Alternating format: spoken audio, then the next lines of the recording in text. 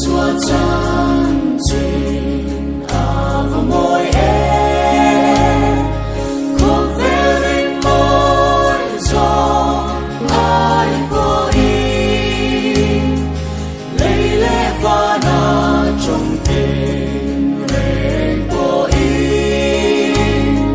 ăn xoay sen choang lâu âm môi mong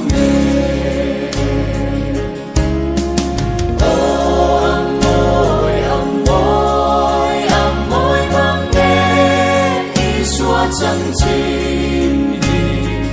ta vẫn môi em cả chiều sen